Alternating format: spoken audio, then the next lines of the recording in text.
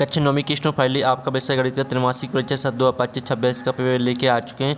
आप लोग बहुत सारे यहाँ पर कमेंट आए थे गणित विषय का पेपर लाओ, तो इस वीडियो में हम आपका गणित विषय का संपूर्ण उत्तर सहित पेपर कंप्लीट करेंगे। तो वीडियो को लाइक कर लीजिए, चैनल को सब्सक्राइब कर लीजिए और साथ ही इस वीडियो को आपको अपने दोस्तों तक शेयर कर देना, जिससे वो भी 75 अंक लेके आ सकें और साथ ही आप भी 75 अंक लाना चाहते हैं। तो इस वीडियो को आपको ध्यान से देखना है, ठीक है। समय आपका 3 घंटे रहने वाला। निर्देश आता सही प्रश्न करना अनिवार्य है। दूसरा आता प्रश्न क्रमांक 1 से 5 तक वस्तुनिष्ठ प्रकार के प्रश्न है। तीसरा आता प्रश्न क्रमांक 6 से 23 तक आंतरिक विकल्प दिए गए हैं। तो आपका पहला प्रश्न पहला आता सही विकल्प चुनकर लिखिए, जो कि 6 नंबर के रहेंगे। पहला आता ठीक है 225 की घात 1/4 का मान है।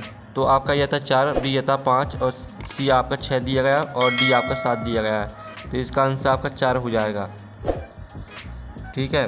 फिर आप यहाँ पर देख लीजिए, जो आपके यहाँ पर दिया गया था दी गई आकृति, ठीक है। आप यहाँ पर देख लीजिए, दी गई आकृति में छायांकित भाग भिन्न के रूप में होगा, ठीक है। तो आपको यहाँ पर बताना है जो दी गई आकृति में छायांकित भाग भिन्न के रूप में होगा। तो जो आपके यहाँ पर दिया गया है, ठीक है, आपके इसमें कितने 1 2 3 4 5 6 हैं। तो आपका इसका आंसर 1/6 हो जाएगा। तो आपका तीसरा आता है 2 परिमेय संख्याओं के बीच कितनी परिमेय संख्या होती हैं। तो आपका था 0, बी आता अनंत, सी आता केवल 1 और डी आता केवल 2। तो जो आपके यहाँ पर 2 परिमेय संख्याओं के बीच कितनी अपरिमेय संख्या होती हैं, तो इसका आंसर आपका अनंत हो जाएगा। फिर चौथा आता सबसे छोटी पूर्ण संख्या कौन सी है। तो आपका यह था 1, बी आता 10, सी आता आपका 0 और डी आता 100। तो जो आपका चौथे का आंसर रहेगा वो आपका 0 हो जाएगा। फिर पाँचवा आता बहुपद 4x की घात 4 प्लस 0x की घात 3 और प्लस 0x की घात 5 प्लस 5x प्लस 7 की घात है। तो आपका यह था 4, बी था 5 और सी ऑप्शन आपका 3 दिया गया और डी ऑप्शन आपका 7 दिया गया है।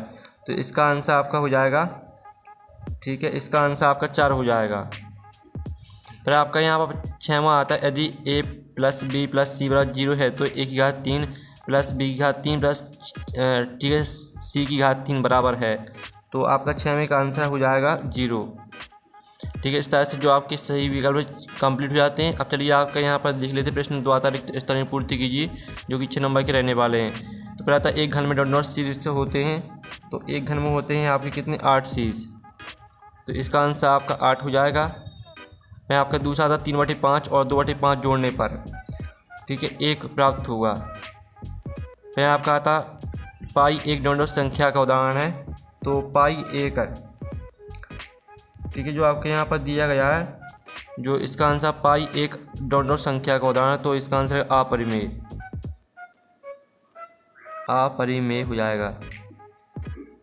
और जो आपका आता कोष्टक √a प्लस b और √a माइनस b का गुणनफल डॉट बराबर है। तो इसका जो गुणनफल रहेगा वो आपका हो जाएगा a माइनस बी स्क्वायर, ठीक है। यहाँ पर लिख देते a माइनस बी स्क्वायर। फिर आपका 5वां था देखिए बहुपद में चर की अधिकतम घात डॉट होती है। तो यहाँ पर देखिए बहुपद में चर की अधिकतम घात 1 होती है। और जो आपके यहाँ पर दिया गया, ठीक है, आप यहाँ पर देख लीजिए, ठीक है स्टूडेंट, आपका जो यहाँ पर दिया गया बहुपद px बराबर 2x प्लस 5 का शून्यक डॉट डॉट है। तो जो आपका शून्यक रहेगा 6वें का आंसर आपका हो जाएगा -5/2। -5/2 आपका 6वें का आंसर रहेगा। अब चलिए आपका प्रश्न 3 आता निम्नलिखित के लिए सत्य असत्य लिखिए, जो कि 6 नंबर के रहेंगे। पहला था शंकु एक गोलाकार ठोस आकृति होती है। तो पहला आपका असत्य रहेगा। फिर जो आपका यहाँ पर दिया गया है -5 -2 से छोटी किंतु -8 से बड़ी है। तो आपका यह सत्य रहेगा। फिर आपका आता प्रत्येक पूर्णांक एक परिमेय संख्या होती है। तो आपका यह भी सत्य हो जाएगा। और जो आपका था 2 प्लस √3 और 2 माइनस √3 का मान -1 के बराबर है। तो आपका चौथा रहने वाला है सत्य। फिर आपका 5वां आता, ठीक है, अशून्य अचर पद की घात परिभाषित नहीं है। तो आपका यह सत्य रहेगा। और जो आपका 6वां था 3x प्लस 5 का एक रेखिक बहुपद है। तो 6वां आपका सत्य हो जाएगा। सॉरी 6वां आपका बिल्कुल सत्य रहेगा। और जो आपका यहाँ पर दिया गया था 5वां आपका असत्य, ठीक है। जो हमने आपको सत्य बताई आपका 5वां असत्य रहेगा। तो इस तरह से आपके यहाँ पर जो 7 असत्य वो कंप्लीट हो जाते हैं। पहला आपका सत्य रहेगा, दूसरा रहेगा सत्य, तीसरा भी सत्य, चौथा भी सत्य रहेगा, 5वां असत्य रहेगा, 6वां सत्य रहेगा। अब चलिए आपका नेक्स्ट प्रश्न हम यहाँ पर देख लेते हैं। तो स्टूडेंट आप यहाँ पर देख लीजिए, प्रश्न आपका यहाँ पर आता है, ठीक है। तो आपको यहाँ पर दिखा देते हैं, प्रश्न आपके यहाँ पर दिया गया है। तो आपका प्रश्न यहाँ पर आता है 4, जिसमें आपकी यहाँ पर सही जोड़ी आती हैं जो कि आपकी 6 नंबर की रहने वाली हैं। तो आपको यहाँ पर ध्यान से देखना है, ठीक है। और वीडियो को आप यहाँ पर लाइक ज़रूर कर लीजिए, ठीक है। और चैनल को भी सब्सक्राइब कर लीजिए और साथ ही इस वीडियो को आपको अपने दोस्तों तक शेयर कर देना है। तो स्टूडेंट आप यहाँ पर देख लीजिए, आपकी 6 नंबर की सही जोड़ी रहेंगी। तो पहले आती है आपकी -7.5 है प्लस 4.5, तो इसको आपको मैच कर देना है -3 से।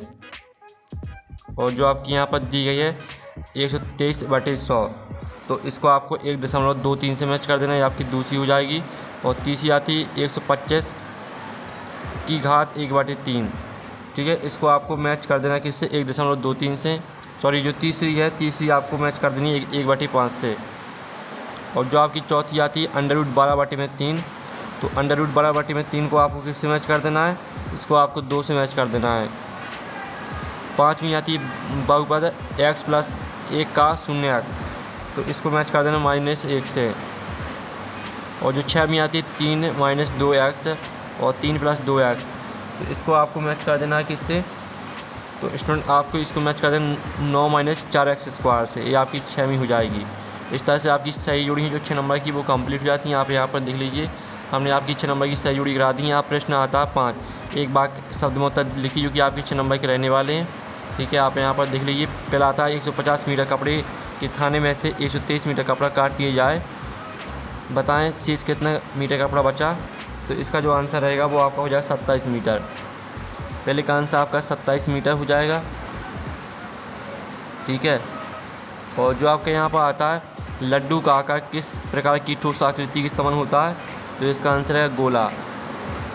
दूसरे का आंसर आपका गोला हो जाएगा। फिर तीसरा आपका आता है 6√5 को 2√5 से गुणा करके मान लिखिए, तो तीसरे का आंसर आपका रहने वाला 150√5, ठीक है, आपका रहेगा इसका आंसर। फिर आपका चौथा आता है 0 व 1 के बीच एक परिमेय संख्या लिखिए, तो इसका आंसर रहने वाला है आपका 1/2, ठीक है। 1/2 आपका चौथे का आंसर हो जाएगा। पाँचवां आता है ऐसा बहुपद जिसमें केवल एक पद होता है, क्या कहलाता है, तो इसका आंसर रहेगा एक पदीय बहुपद, ठीक है, एक पदीय। आप यहाँ पर देख लीजिए, इसका आंसर आपका एक पदीय हो जाएगा। आपका यहाँ पर लिख देते हैं, ठीक है, एक पदीय।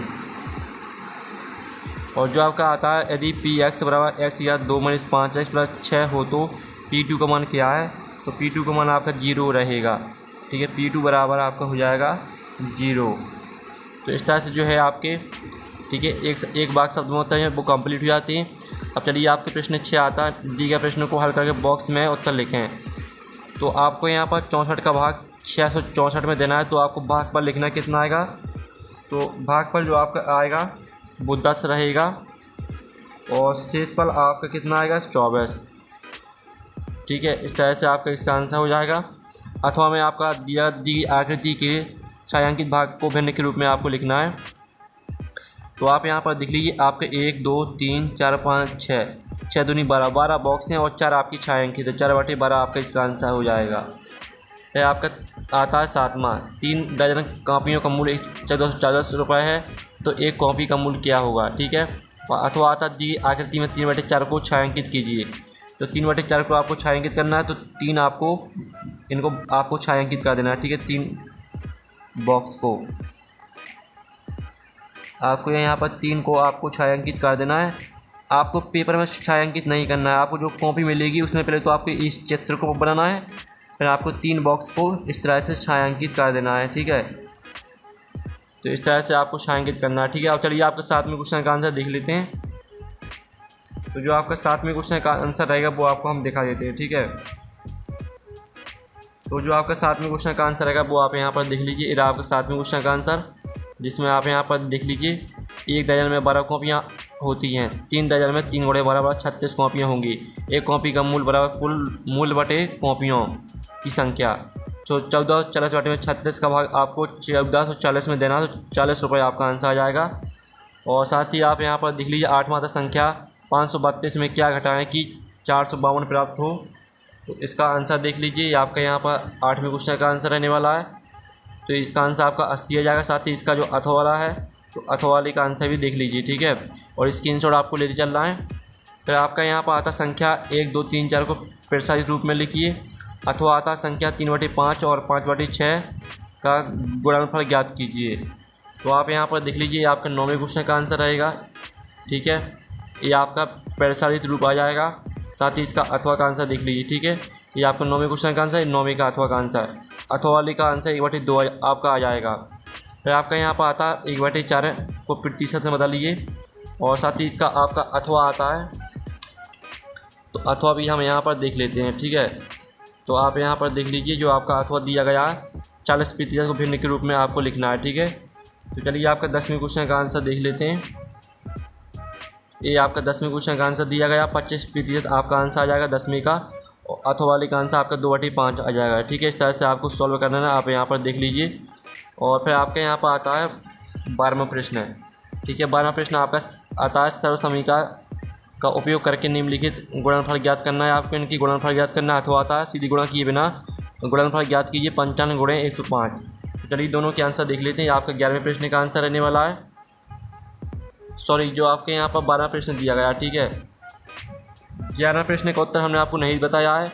तो पहले तो आप 11वें प्रश्न का उत्तर देख लीजिए। आपका 11वें क्वेश्चन का आंसर रहेगा, ठीक है। और ये आपका 11वीं का अथवा का आंसर रहेगा। तो आप यहाँ पर पहले तो 11वें क्वेश्चन के आंसर देख लीजिए। ये आपका 11वें क्वेश्चन का आंसर है और ये आपका 11वीं के अथवा का आंसर है। और साथ ही आपने प्रश्न नहीं देखे हैं तो प्रश्न भी देख लीजिए, आपको फिर से दिखा देते हैं, ठीक है। आप यहाँ पर देख लीजिए, आपका 11वां प्रश्न दिया गया है, गुणनखंड करना था आपको और इसमें आपको प्रसारित रूप लिखना था। फिर आप यहाँ पर देख लीजिए, ये आपका यहाँ पर जिसमें 12वां प्रश्न दिया गया है, ठीक है। तो हम 12वें प्रश्न का आंसर भी आपका यहाँ पर देख लेते हैं, ठीक है। तो आपको यहाँ पर ध्यान से देखना है। आप यहाँ पर देख लीजिए, जो आपका 12वां प्रश्न दिया गया है तो इसका आंसर हम देख लेते हैं। ये आपका यहाँ पर 12वें प्रश्न का आंसर रहेगा। तो इसका आप स्क्रीनशॉट ले लीजिए। 16 - 25x² ये आपका आंसर आ जाएगा। साथ ही इसका अथवा का आंसर देख लीजिए, ठीक है। दोनों के आंसर आप एक साथ देख सकते हैं। फिर आपका आता के का मान ज्ञात करिए, जबकि x - 1 px = x2 + x + k का एक गुणनखंड है। और अथवा आता है गुणनखंड ज्ञात करना है आपको। चलिए आपका 13वें प्रश्न का आंसर देख लीजिए। के का मान आपका -2 आ जाएगा। और साथ ही अथवा का आंसर देख लीजिए, जिसमें आपको गुणनखंड करना था। तो ये आपका 7a + 5b का होल स्क्वायर ये आपका आंसर आ जाएगा। तो आपका यहाँ पर दिया गया सरल कीजिए, ठीक है। अथवा में भी आपको सरल करना है। तो ये आपका 14वें क्वेश्चन का आंसर रहने वाला है। तो इसका आप स्क्रीनशॉट ले लीजिए, 6 आंसर आ जाएगा। साथ ही 14वें का अथवा का आंसर देख लीजिए, इसमें आपका 7 + 2√10 ये आपका आंसर आ जाएगा। फिर आपका आता 15वां सरल कीजिए, अथवा का सरल कीजिए। तो आप 15वें क्वेश्चन का आंसर देख लीजिए, 1/2187 आपका आंसर आ जाएगा। और 15वें का अथवा का आंसर देख लीजिए, 2√7/7 ये आपका आंसर आ जाएगा अथवा वाले का।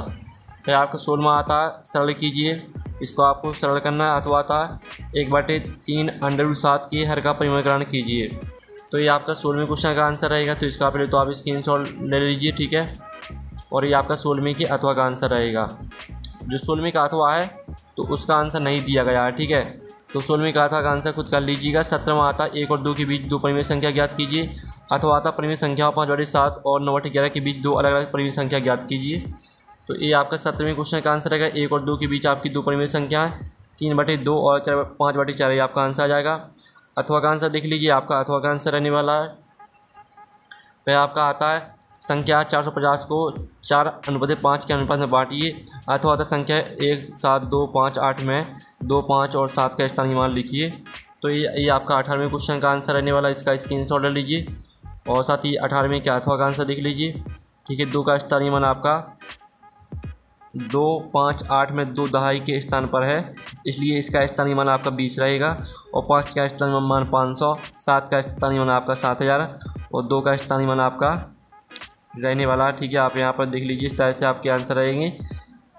आप यहाँ पर देखिए 2 का स्थानीय मान 20, 5 का स्थानीय मान 500 और 7 का स्थानीय मान 7000 है। तो आपका यहाँ पर जो दिया गया है,